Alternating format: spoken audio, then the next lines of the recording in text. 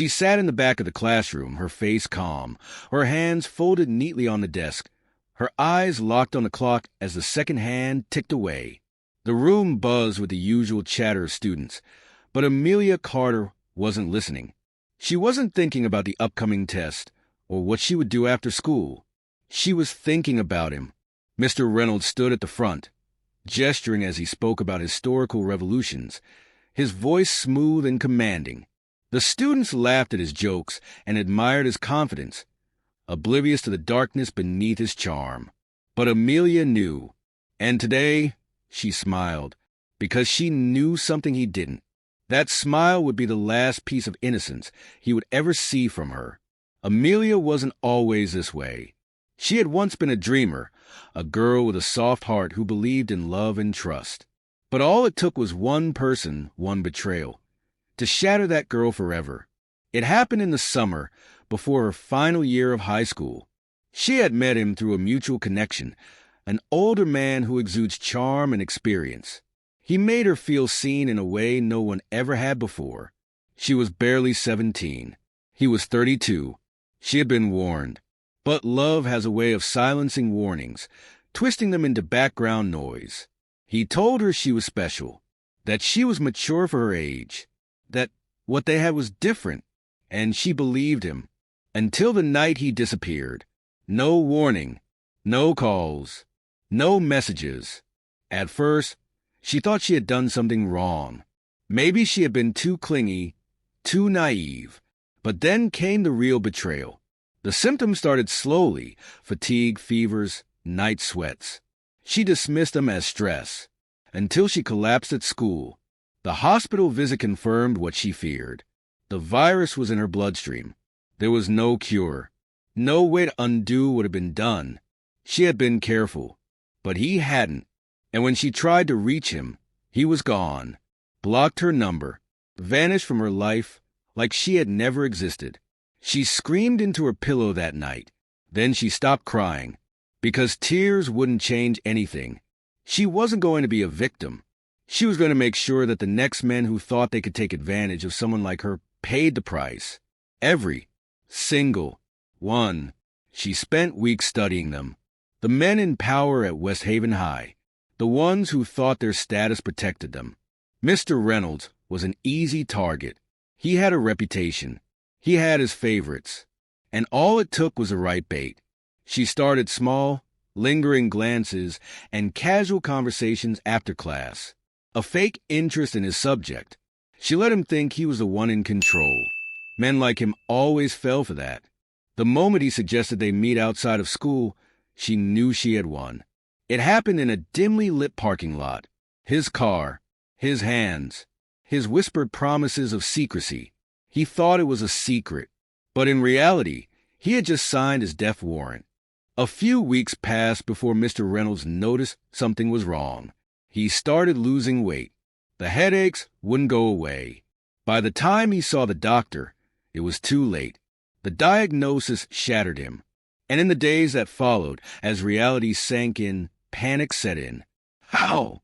When the truth hit him like a train. Amelia. He tried to reach out, but she ignored him, let him rot in his own paranoia.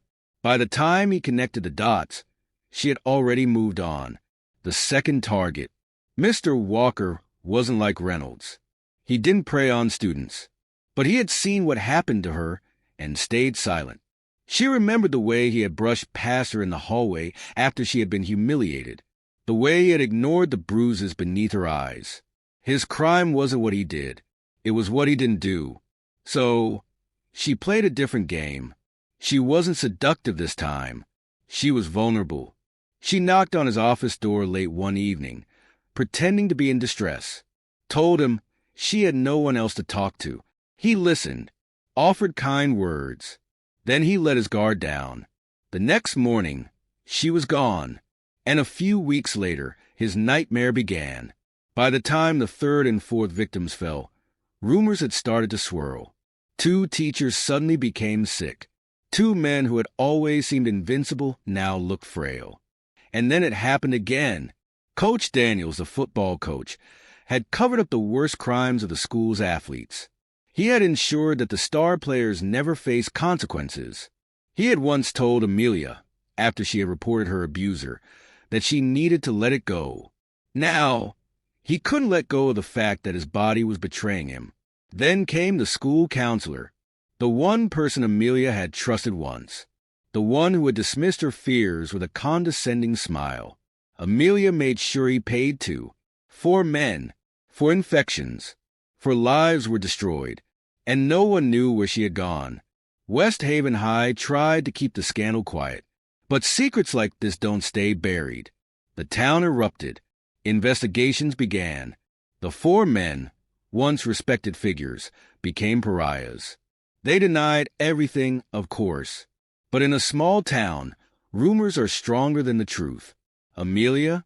No one really knows. After she vanished from West Haven, it was as if she had never existed.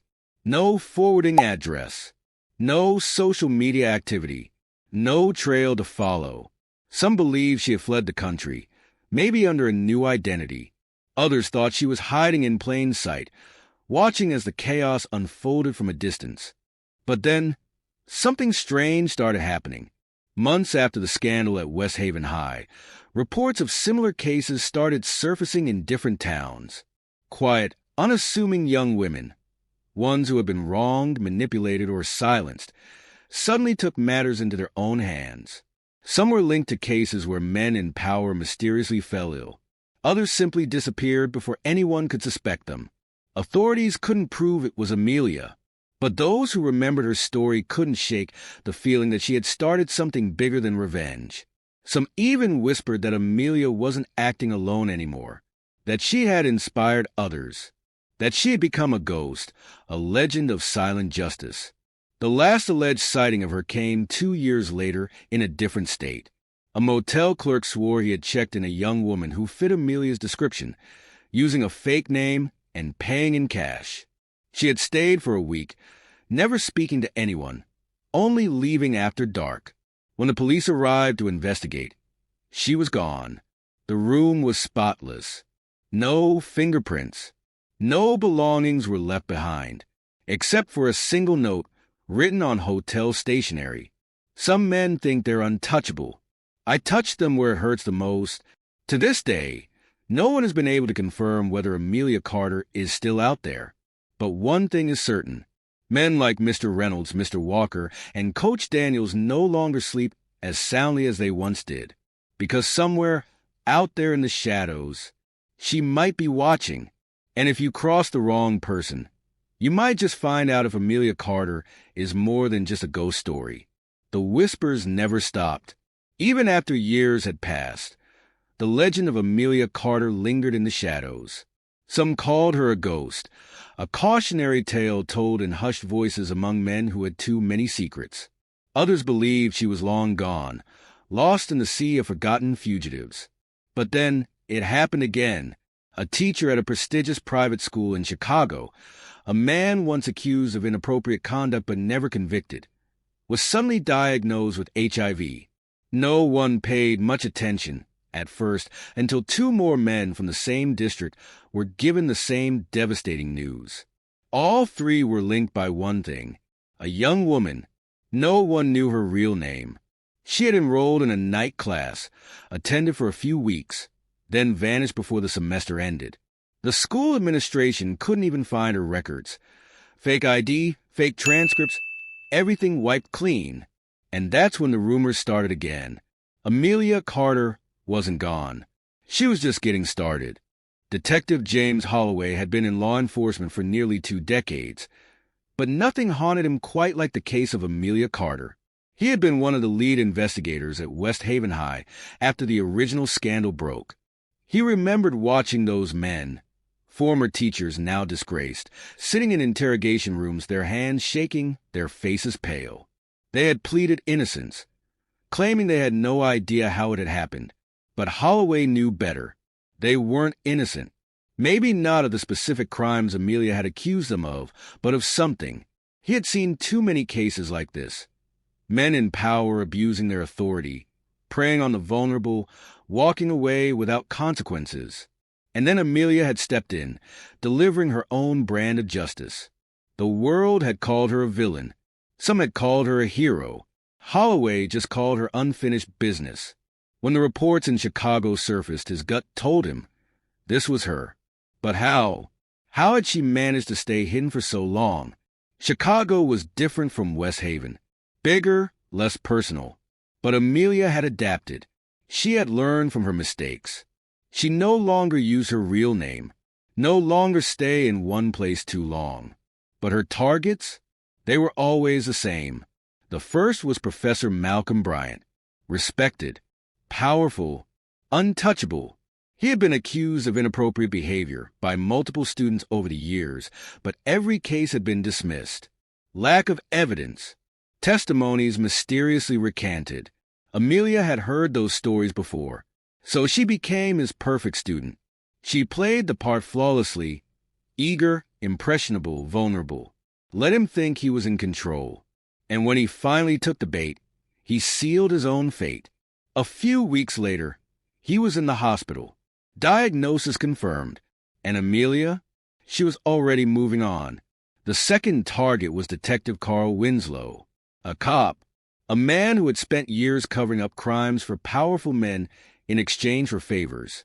He had swept more than one sexual assault case under the rug and made sure the right people never saw a day behind bars.